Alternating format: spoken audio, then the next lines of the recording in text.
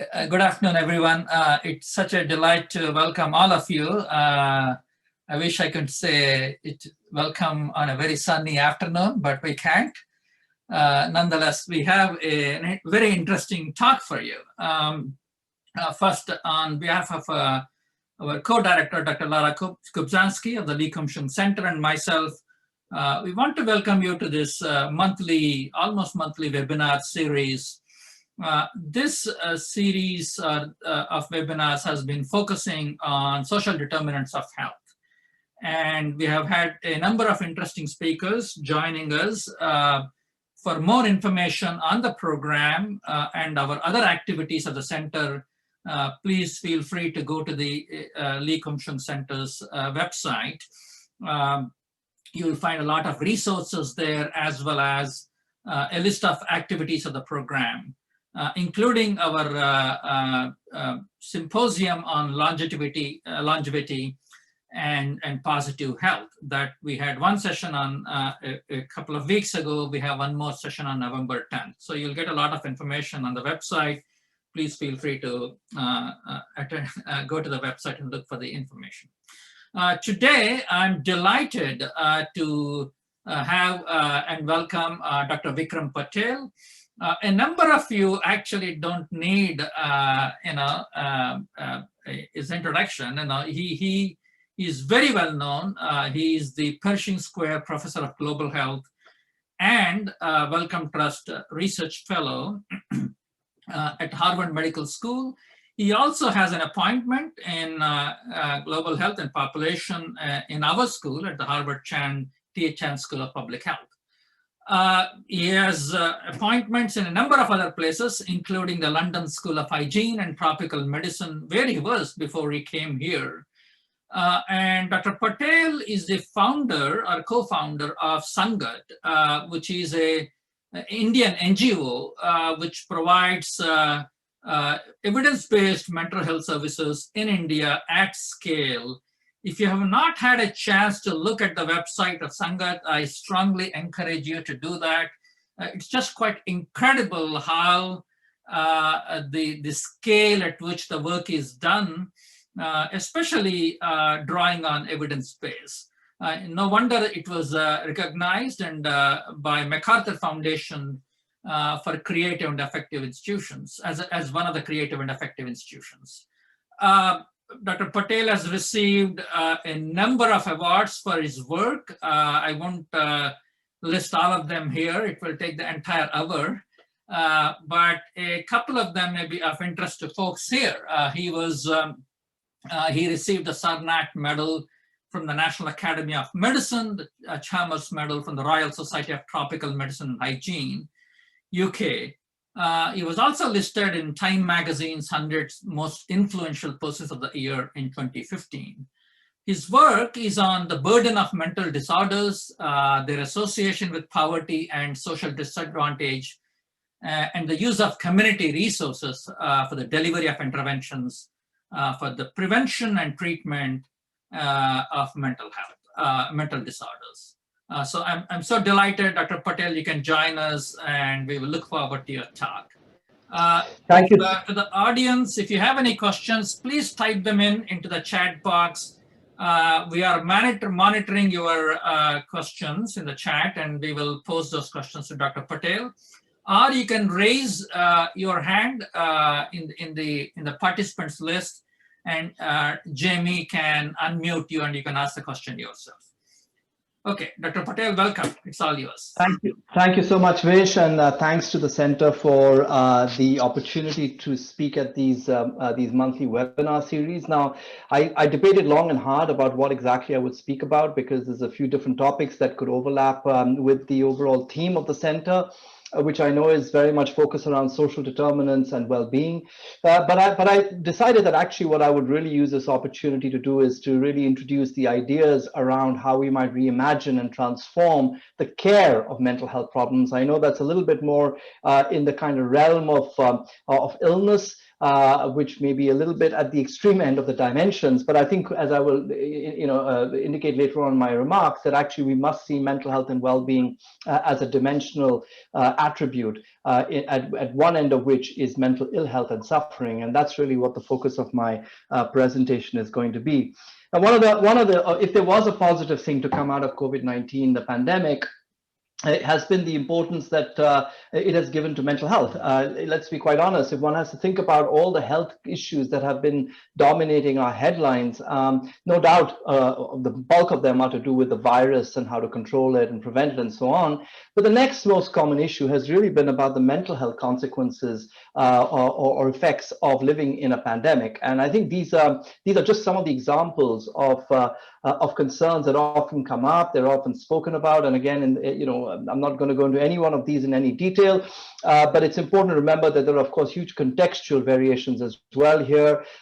Consider, for example, in some contexts, school and colleges have remained open, and others they've remained closed. And that, including in one country, there are many different variations of this kind. Jobs and financial insecurity, again, vary enormously. In Britain, where I have, where I worked for many, many years, most of my colleagues who have been laid off, they're furloughed with 80% of their salary met by the British government. On the other hand, in India, where hundreds of millions of people have been laid off, there is zero support from the government. So there's huge differences in the prevalence of these social determinants that would affect people's mental health. And there's also, not surprisingly, also huge variations across within the population. So not just between populations, but within the population. There's a huge disproportionate nature of the impact of those social determinants.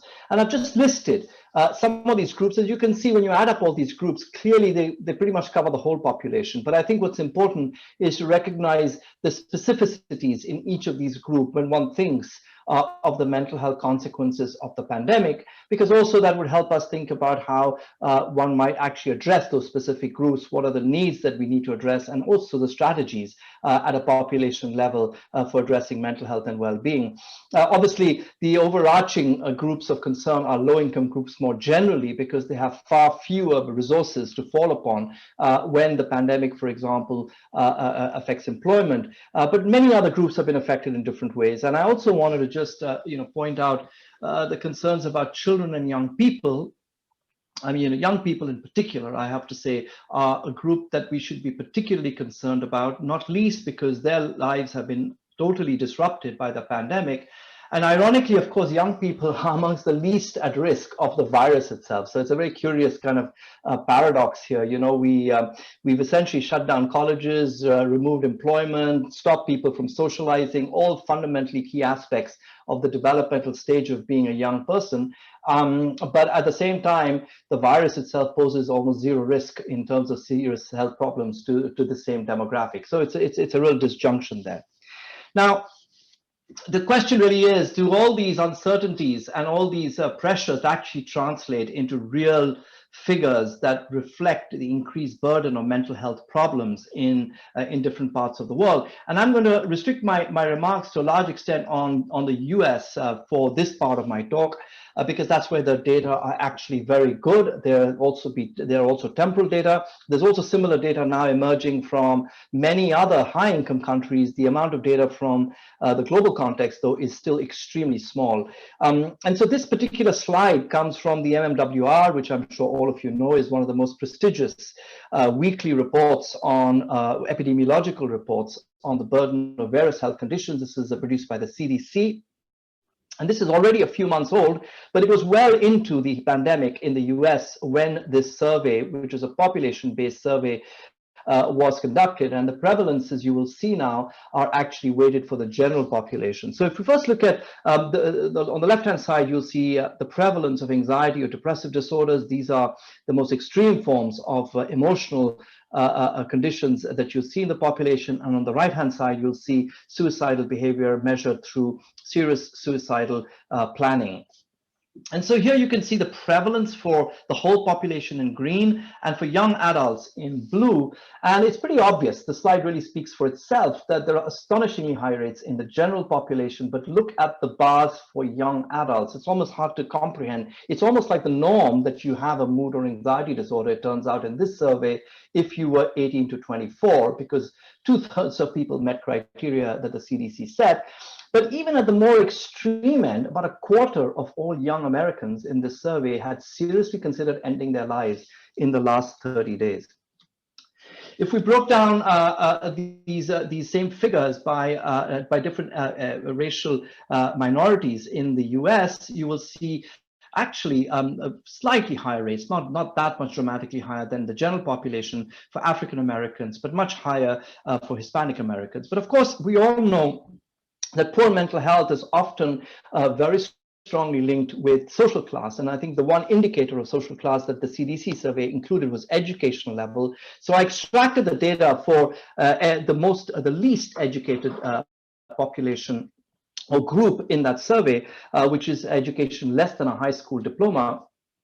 And not surprisingly, what you see in all other surveys is also replicated here. The rocketing levels of mood, anxiety, and suicidal problems in those with the least education. So this is what happened in June.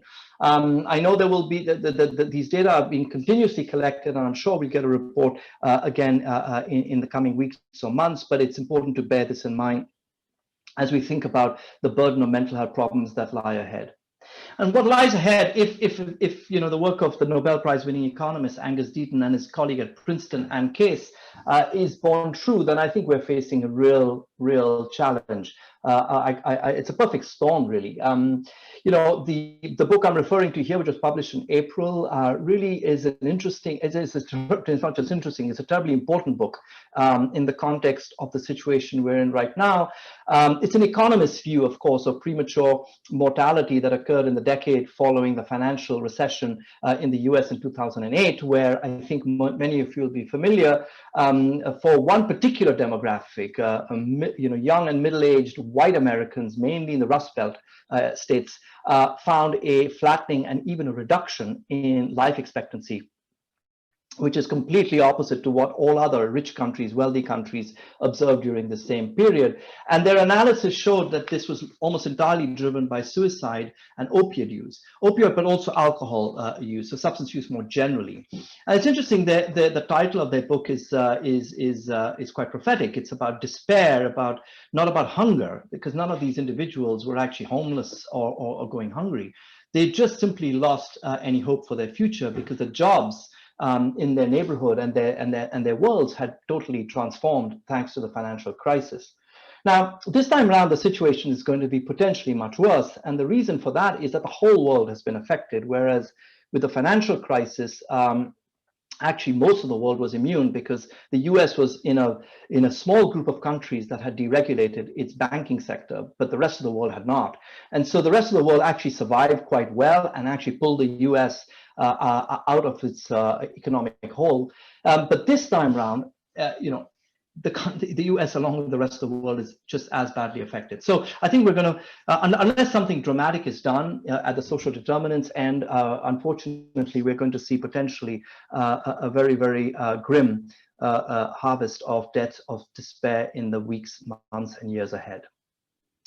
Let's also remind ourselves that, all of this that's happening right now is really building on a pretty bad situation even before COVID. Even before COVID, this data comes from the Global Burden of Disease study showing the rising relative contribution of mental and substance use disorders to the overall burden of disease in countries, no matter what development status the country had. The blue line here are the least developed countries, the red bar here are the most developed countries. No matter where you live, over the last 25 years, the relative burden has gone up by about 50%. And of course, many people ask me, is that because prevalence is higher in rich countries? That's not, of course, what this slide is showing. This slide is showing the relative burden. And so the prevalence may not have gone up at all. But what has happened is two things. Firstly, countries have been very successful in controlling or reducing the burden of other health conditions, like, say, for example, TB. And as a result, the relative contribution of mental health conditions has gone up because we've done very badly with mental health conditions. But the second reason, particularly in the developing countries, is the growth of the population into the age of risk, which is into young adulthood. And as you all know, we are seeing the largest number of young adults in history focused on sub-Saharan Africa and South Asia.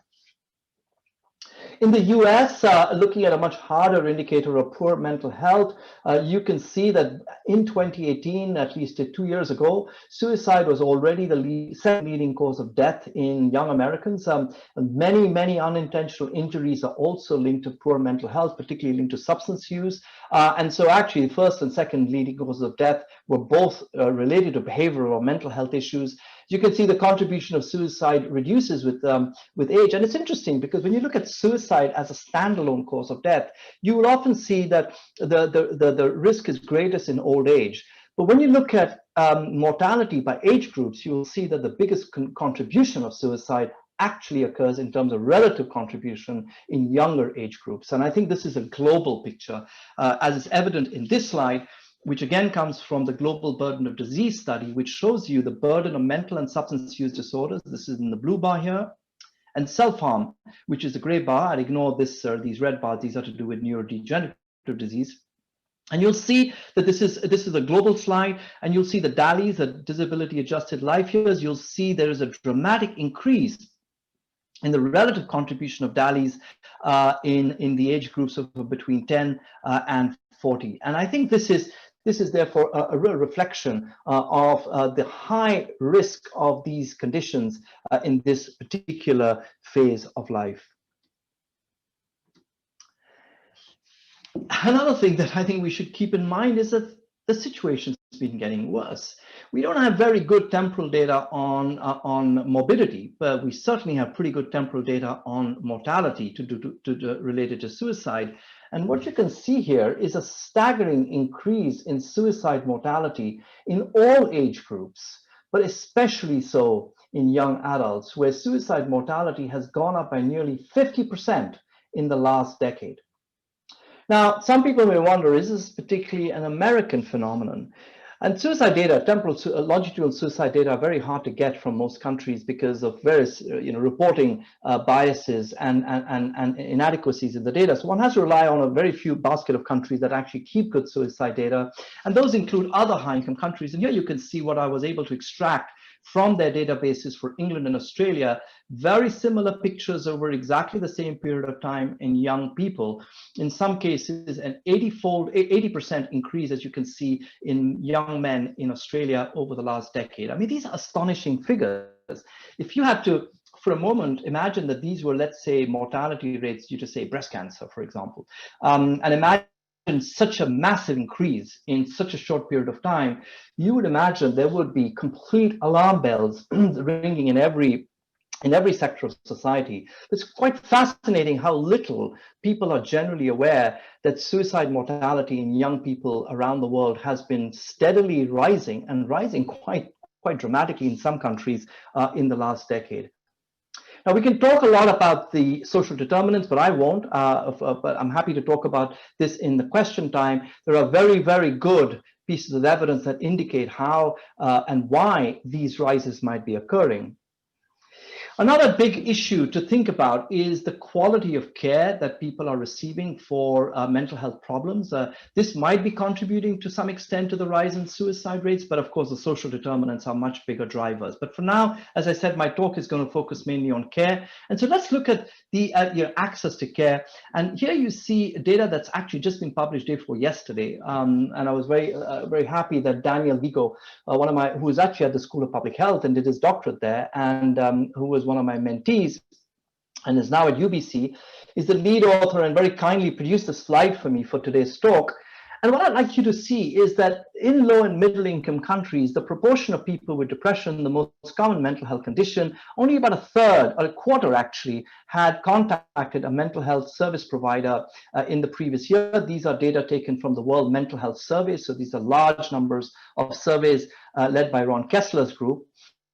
But if you look at the quality of care, only about 5% actually receive adequate treatment, defined in very different ways, basically getting the right intervention for the right dose and receiving it. That is to say, there's both a provider metric as well as a user metric.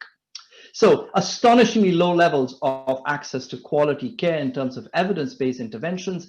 And you also see rich countries, and in spite of, let's say, a country like the US or Western Europe spending maybe 200 to 1,000 times more on mental health care, and also having 1,000 times more resources, you can see that still only about half the population has ever been in contact with a mental health skilled provider, and just about 12 to 14% actually receive adequate quality of care.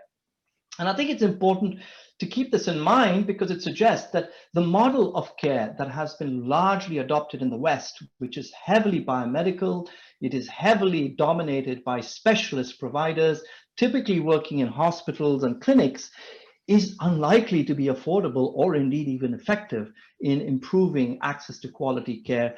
So it isn't just a question of more money, it's also a question of how that money is spent that we should keep in mind.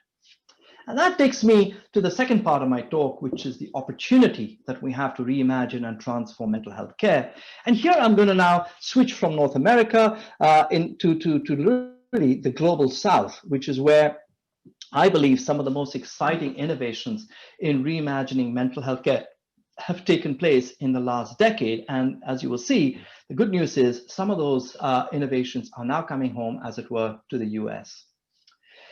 I want to really start the story on these innovations with the Grand Challenges in Global Mental Health Initiative, which was co-chaired by Pamela Collins and myself. This is an NIH initiative that really sought to replicate the Grand Challenges in Global Health effort that the Gates Foundation had launched about 2 decades ago to define the leading research and implementation priorities to reduce infectious diseases burden. That was the Gates Foundation agenda.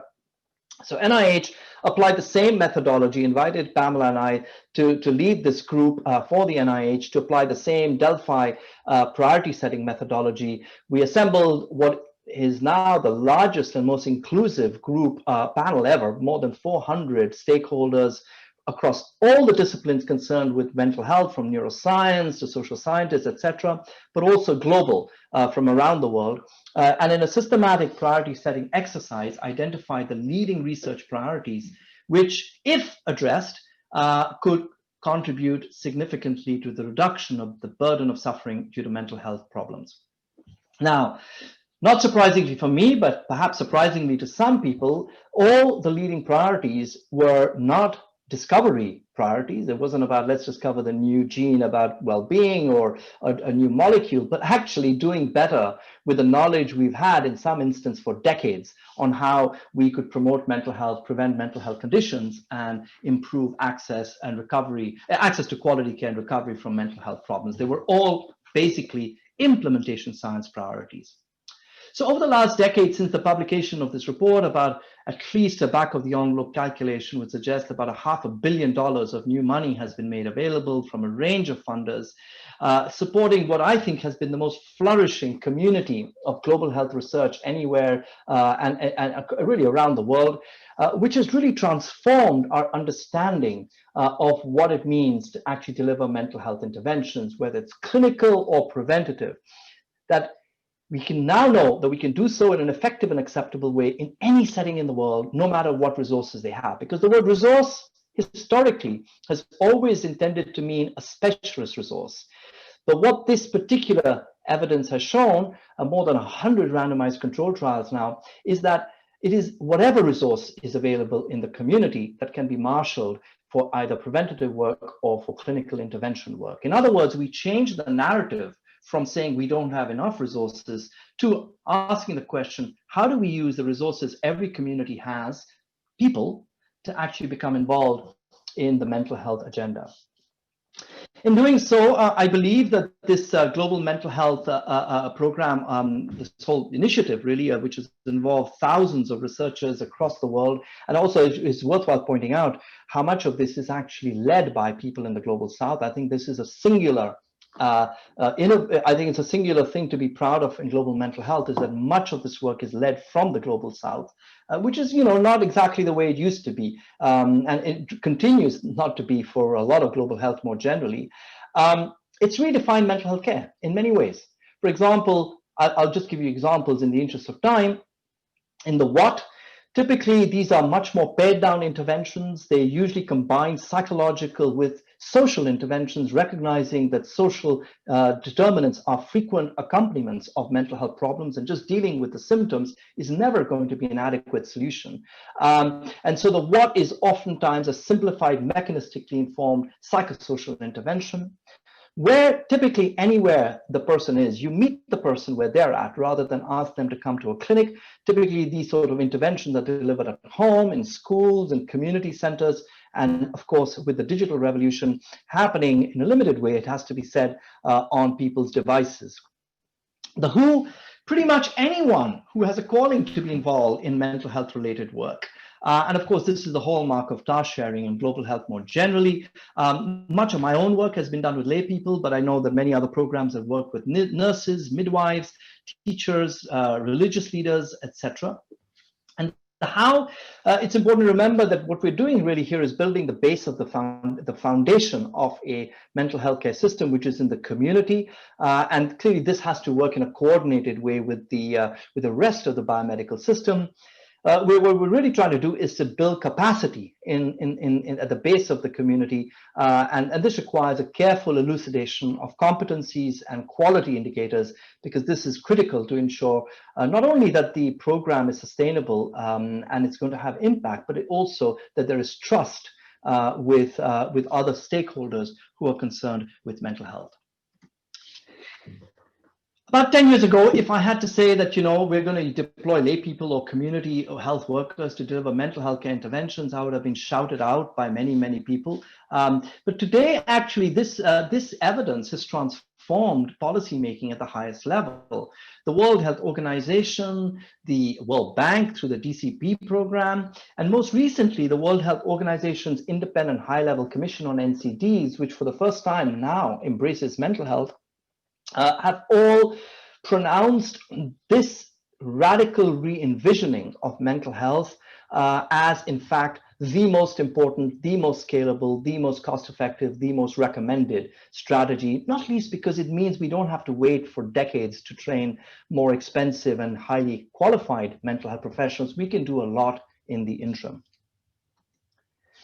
A few years ago, Richard Horton from the Lancet Medical Journal invited me to lead a commission on global mental health and sustainable development. He thought that this evidence that had been generated was incredibly exciting. It was changing the narrative around mental health, and asked me to really help assemble a group, which I did, of 28 people, including Shekhar Saxena, who co-led this with me. Shekhar, of course, is now a faculty at HSPH. And so we put together a group of 28 global mental health practitioners from around the world, and really synthesize the evidence. And you can get the commission from the Lancet website. What I really want to do is to just tell you what the headline findings were. But before I do this, I want to link one of the major reframings that we proposed in this particular commission to the agenda of the center. And that really is to move away from this idea that when we talk about mental health, we're talking about mental illness. Typically, that's what used to happen. When we talk about mental health, I mean, they say, oh, you're a doctor, you must be therefore talking about mental illness. The commission specifically considers the fact that mental health really lies on a dimension. And by the way, this is a very simplistic demonstration of what's actually a fairly complex dimensional structure of positive mental health at one end to disability at the other. But what it's intended to show is that each and every one of us at every given point in our lives is somewhere on this dimension across the various domains of mental health. And therefore, there is always something we can be doing either to promote our mental health across the dimension, to prevent mental health problems when we are experiencing early distress, to seek quality care to promote remission from a clinical problem, and then to focus on inclusion when one has enduring mental health difficulties. And this dimensional approach is, of course, completely in contrast with the classic approach, which has dominated the field, which is around the binary approach that is really the result of the effort of psychiatry to be really accepted as a part of medicine, which, of course, has flourished under the diagnosis approach. And I often remark that, diagnoses work very well for coronavirus. Either you have it or you don't. Okay, depending on, in some sectors, you're never quite sure whether you have it or not. But let's be realistic. You have a test and you have the coronavirus, whether you have symptoms or not. And if you're negative, you don't have it, even if you've got fever. But with mental health problems, this binary approach doesn't work, because actually there is no sharp line that distinguishes people into buckets as we pretended it does. And so a key message, and I think this is a radically important one for many, many communities, including within the biomedical community, is to really look beyond the biomedical categories, the binary categories that are neither founded in science, nor are they really acceptable to the community. If you ask any practitioner in the US, why do you use these diagnoses? And they'll tell you something quite interesting. They'll say they use it because that's the only way you get reimbursed. And that tells you something also about the utility of these diagnostic categories.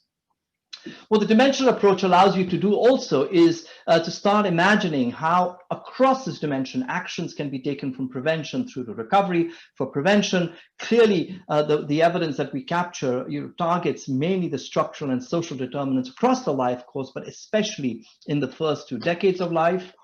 At the other end of the dimension, which is in recovery, we emphasize a rights-based approach to eliminate coercion and institutionalization. I won't say much more about that now. And at the middle, when you have a mental health problem, really focusing on the quality of care through the task sharing of psychosocial interventions. I want to end by telling you about, all of these are things that Global Mental Health at Harvard, which is an initiative that we launched a few years ago, which is really seeking to harness the incredible scholarly resources of this university, but also the experience and the partnerships around the world to actually begin to address these key actions in a cross-disciplinary way. And I want to really just talk about one of these initiatives that Global Mental Health at Harvard has spawned, which I lead and which I'm very passionate about, and that's really about the scale of psychosocial interventions, psychological treatments in particular, using a digital platform.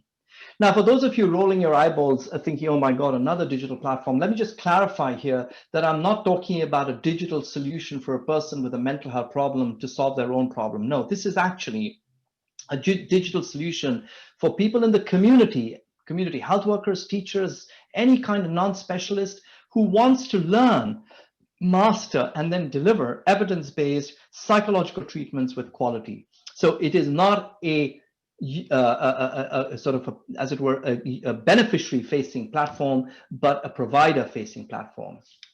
And so, the platform really brings together a number of different digital tools that enable people to learn using, classic edX kind of tools, but also adding to that validated measures of competency of specific interventions. We all know that learning isn't sufficient. You really actually master something by doing. And so a series of components that allow you then to be supervised, and ultimately after you achieve credentialing, if that's important, you have continuing quality assessment, and then you have in the system level a range of tools that allows you to monitor the impact of large numbers of providers who have been trained and are providing care to look at a population level impact, but also to use data science that can actually connect patient outcomes, people outcomes, with the kind of quality of care. So you can imagine to see how data science can be used to create prediction models to refine the selection of specific components of these black boxes of psychosocial interventions. We've already started work a few years ago with NIH and Wellcome Trust support to digitize the curriculum for a brief psychological treatment for depression that was evaluated in randomized controlled trials in India, then in Nepal, and now is being rolled out in a variety of forms, including in the US and Canada for maternal depression. And working with our partner in India, Sangath, that Vish mentioned, you can see here the learning app that was established by them. The curriculum is already fully digitized in video form and is now being rolled out with in a randomized control trial, even in the state of Madhya Pradesh in India. We're also delighted that with foundation support, we are now going to do the reverse engineering that I talked about a little earlier. We're going to be bringing this curriculum to the US. We've actually already begun to adapt. This is interesting. Normally you heard about adaptation from the US to India, but actually this time around, it's adapting an Indian curriculum for rollout in the US. We're working with the Meadows Mental Health Policy Institute in Texas. And we're really thrilled that the American Psychological Association, which is the largest professional guild of psychologists on the planet, has actually joined Empower as a partner. The reason I'm saying we're thrilled is because you can imagine the potential pushback that you might receive from professional guilds. But under the visionary leadership of the APA, of Arthur Evans, who is the CEO, he's figured out that some of the greatest strengths of psychological science have remained inaccessible to most people because of the professional guilds. So he's actually got the APA to back this, and I think this is obviously a very important coup. More than money, it's the actual technical and symbolic partnership with the APA that I believe is going to be a very powerful thing for us. Simultaneously, with support from the Tata Trust, we also have started Scale Up in India. More recently, in the last couple of months, in fact, we are now emerging a partnership with the Wellbeing Trust, which I think Laura and Vish will know about, to actually develop a very important strategic alliance with the Wellbeing Trust to use the Empower platform to actually go to the sort of healthier end of the dimension, which is at the end of prevention and promotion, and using evidence-based interventions developed by the World Health Organization to digitize those and then to plan a massive scale-up in different parts of the US. Ultimately, what we see Empower doing is to allow naive people like lay people or community health workers to learn a treatment or intervention, and then through practice become competent, and then through more practice in the real world become an expert who can then feed back and support the next generation of learners. So that as we see rising demand due to COVID-19, the current system, which is heavily top-down, will simply be, it's not going to be able to address that heavy demand. It never did even before COVID-19, as you saw earlier. It's even less likely to be able to do so now. On the other hand, what we really need to do is reimagine where, how, and what mental health care looks like so that we can transform the number of people who can be actually served. Ultimately, I want to end by saying this is an opportunity for us to reframe mental health as a global public good, not just as a biomedical condition, but as a global public good. I see huge overlaps between concepts of mental health and well-being. I also see some differences, of course, but I think there's more in common than there is different. It's a universal human attribute. In my mind, the single most important human quality or attribute that any one of us possesses. It's indivisible from all aspects of our health. It's important to all people, but especially so to young people. And as I said, I'm happy to answer questions why. And of course, thanks to the pandemic, it's never been as important. And my last slide, this year's World Mental Health Day, the theme was let's invest in mental health. And I think this is a historic opportunity to do so. And I completely agree that we do need more money. But I want to repeat something I said earlier, that while we need more money, we must spend it wisely, guided by the best science and with a strong rights-based perspective. And to do so, mental health care must embrace the diversity of experiences and strategies that global mental health practitioners have shown work. Thank you. Great. Thank you so much, Vikram. That was very vast. It's really a very broad survey. I'm impressed how you covered global mental health in such a short time period. So some questions are coming up. I will read out the questions for you, and please feel free to respond. There's one from Amar Kanekar, who was, I think, he's on the webinar too. I think he was referring to the data you showed. Is this because of stress levels rising and decrease in resilience? The issue of resilience keeps coming up, especially under COVID-19 conditions. Do you want to answer that? Sure. So, first of all, Amar, let's not forget the backdrop here. Okay. I was telling Vish earlier, I gave a major lecture last week on young people. The backdrop was that young people's mental health has been worsening for more than a decade. The pandemic is only the new thing. And let's not forget that, before we just focus on the pandemic, let's just remember that young people's mental health has been affected by many factors, not least the concerns about climate, the concerns that young people have about the social fabric of the worlds we live in. There's now very good evidence, empirical evidence, on how mental health of young people worsens after every shooting of a unarmed black man or person in the neighborhood in which that shooting took place. So there's a lot of going on here. COVID has added on top of that a huge amount of new uncertainties. And you guys are, most of you probably know what I'm referring to. This is the life stage in which you undergo the most important transitions you ever will in your life course. This is, the stage you move from being totally dependent to your parents to becoming independent. You form relationships of your own, you complete education, you find a job. All of this has been essentially disrupted. So I don't think one has to look very far into some kind of deep existential causes here about why mental health concerns are worsening in young people. It's staring at all of us in the face.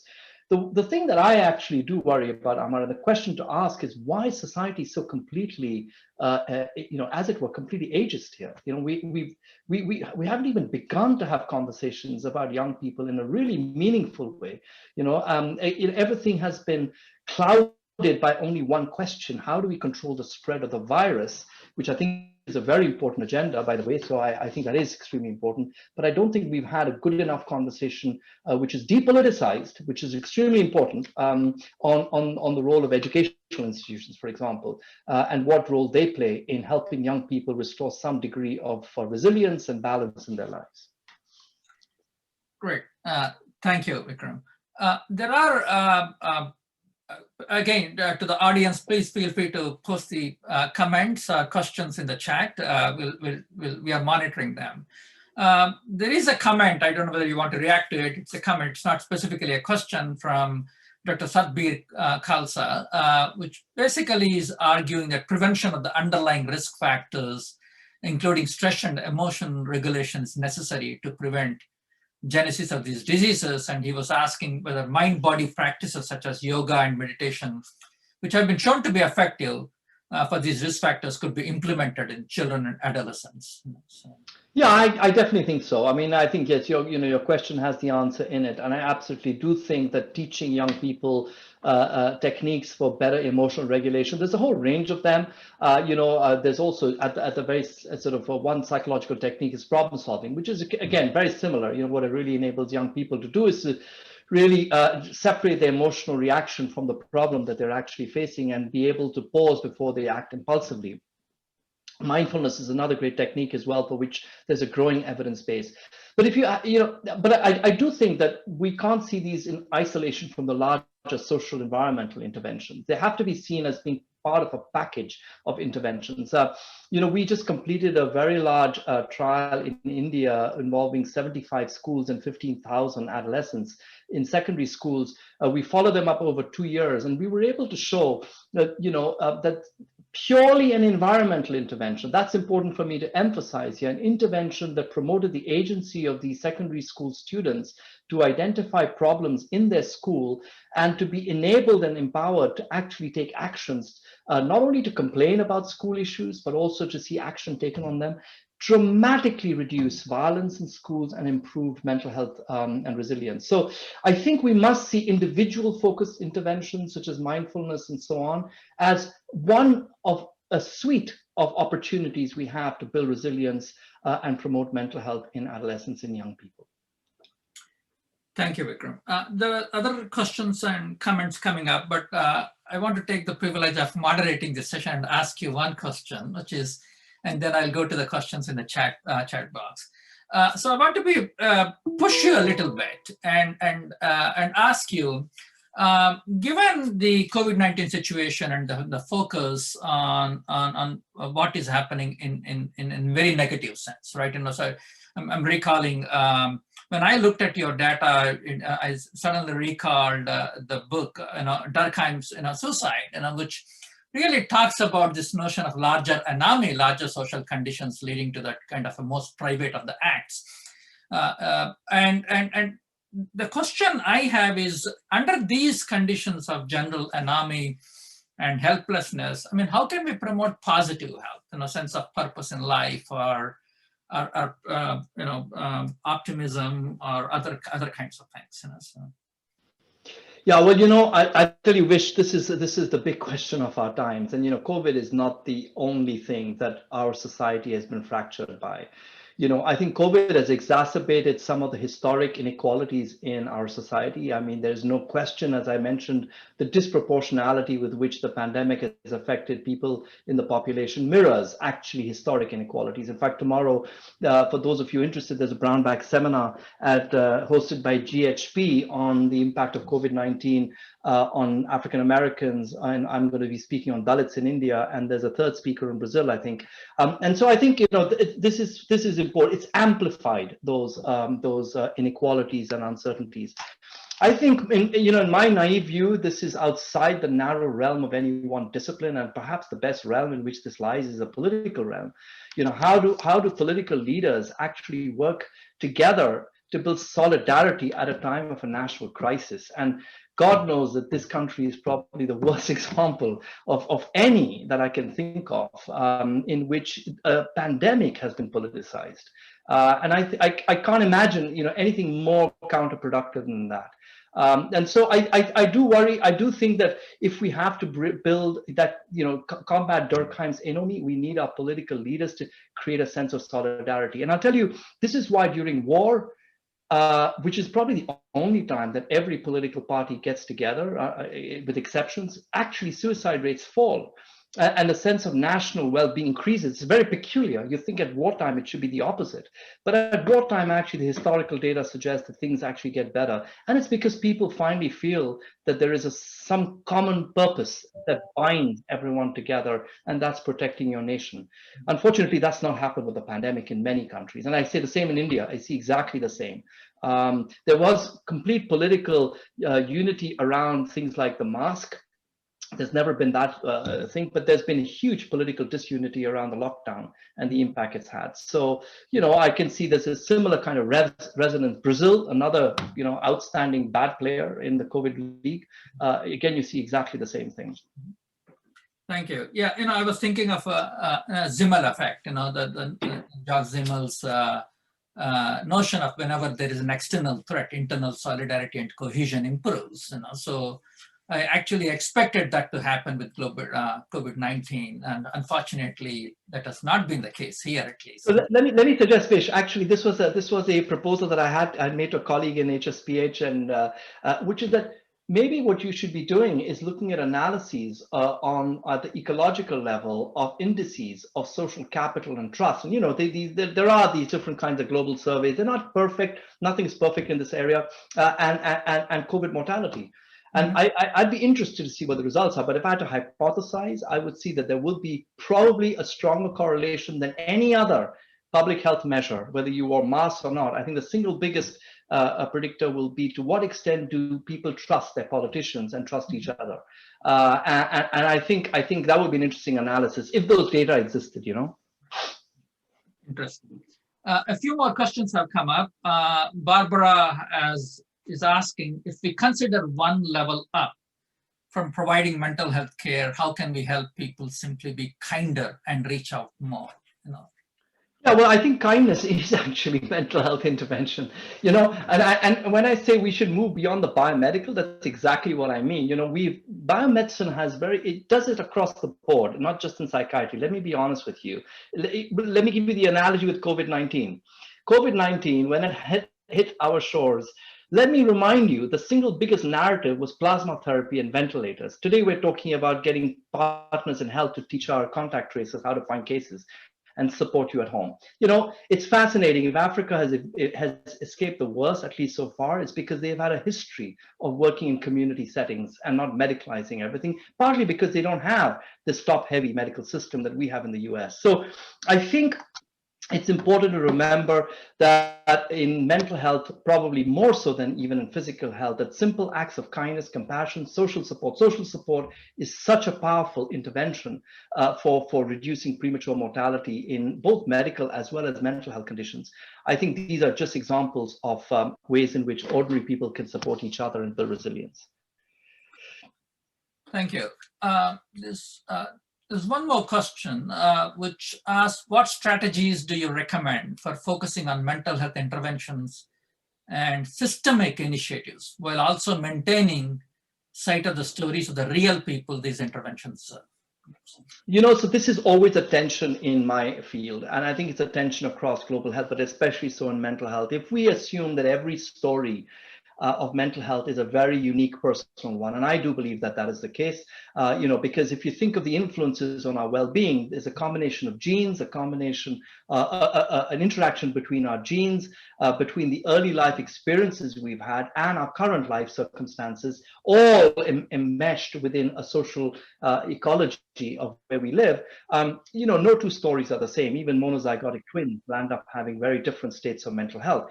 So something is very, very personal. And a psychotherapist will always tell you that is what makes mental health care so unique, is every individual is different. But that's not scalable. That is a problem. You can't, there's no way in heaven that you're going to scale that kind of highly personalized approach in the real world. So one has to make very tough choices here. And, I have not found the exact sweet spot between personalizing every encounter that a health worker would have with the fact that we have to standardize and scale up on a massive scale. It's a work in progress, but we need to recognize both of these have to work together in parallel. Great. Shifting slightly, Jilhan has a question on how relatively large a contributor do you think the climate crisis is in the increase of mental health issues in children and adolescents? Well, certainly, it's not an area that I've researched myself, but I have been, I have listened to and I've read, people who've written a lot about this topic. The word eco-anxiety, for example, I discovered is a term that the American Psychological Association coined to reflect the kind of sense of existential fear about the future of the planet that is very prominent amongst many young people. So I think it's one more uncertainty that young people have to deal with and worry about. And, I think I can imagine why they're angry with people of my generation for having trashed the world completely. But, I think, to me, climate change is a much bigger issue. Let's be clear about this. When we talk about well-being and mental health, a lot of the issues we talk about are important to address in and of themselves, regardless of what they do to our mental health. For example, profound inequality or climate change. No one can argue that the reason to address climate change is because it improves our mental health. It actually improves our chances of survival as a species. So I think, yes, climate change does affect our mental health, and we have to deal with those mental health consequences at the individual level. But I think we also have to simultaneously address the broader questions of how to slow down climate change. Thank you. Another question on emotional regulation. This question is on what are good avenues through which to educate youth on emotion regulation strategies and mental health promotion in general? So actually, the young people are probably the ones that I would say the digital platform is best suited for, for obvious reasons, the coverage levels, the way young people embrace digital platform. And I'd love to see, there's already a lot happening, it's not an area that's been well evaluated, but there's a lot happening on the social media space. There's a lot of different apps, many of which are free, like 7 Cups, which is a kind of a listeners peer group app. And so I think these are really good. I actually sometimes recommend there's a great number of free download apps for mindfulness, which are also available. And I recommend it because there's no harm done. It doesn't cost you anything, and at worst it won't do you any good, but it certainly won't do you any harm. And so I do think that to learn learn skills and techniques that can help you promote your mental health. The digital platforms really offer the quickest way out. At Harvard, in the undergrad community, there are peer support groups as well. So in the undergrad community, I don't know if that happens in the grad community, but in the undergrad community, there's a number of mental health groups, student groups. And so one of them is actually geared to actually getting trained by Harvard University Health Services in simple techniques of identifying and supporting people who are having mental health difficulties. So that's another thing that young people can actually also get engaged in. You know, Vikram, while we are on the digital platforms, I'm tempted to ask, there is also this very fairly robust discourse on the negative effects of digital platforms, especially social media.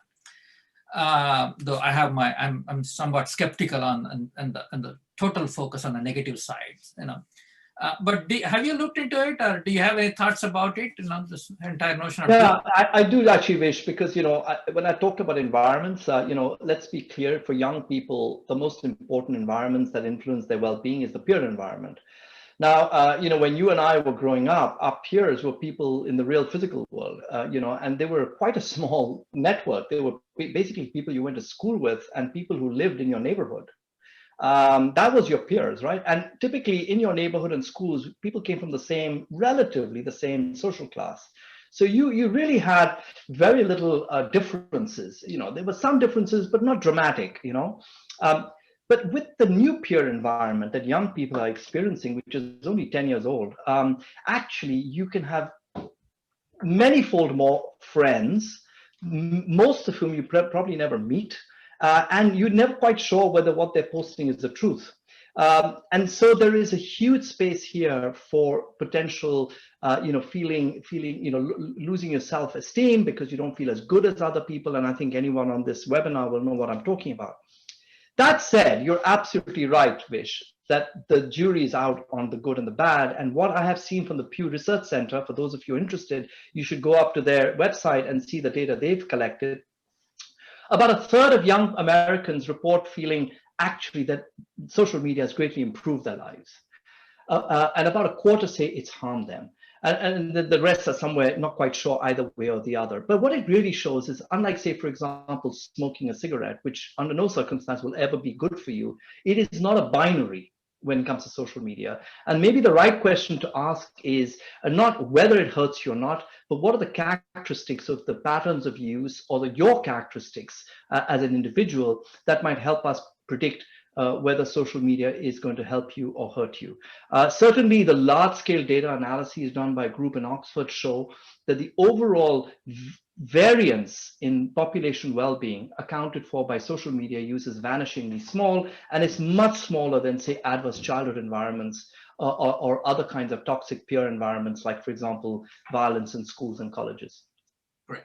Thank you, Vikram. We went beyond the usual allocated time. I want to thank Dr. Vikram Patel again for his scintillating talk. Yeah, I guess this is what we do these days. So thanks so much for doing this. And thank you all to the audience members. So please do go to our website for more information on other programs and events coming up. Thank you all. Thank you, Vish. Thank you, Laura. Thank you all. Have a very good afternoon. Bye-bye now. Take care.